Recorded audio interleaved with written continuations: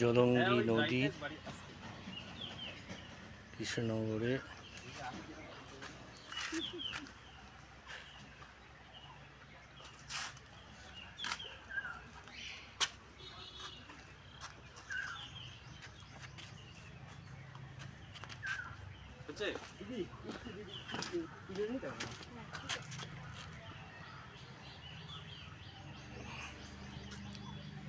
কৃষ্ণনগরে জলঙ্গি নদী না? এর বিশেষত্ব কি? এখানে সব বিসর্জন হয় না? প্রকৃতির ফটোগুলো খুব এগুলো পরেও দেখতে পাবো।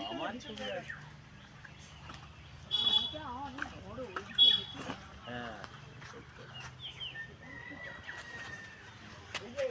অনেক এইটা আবার সেই নবদ্বীপে দিয়ে মিলেছে না।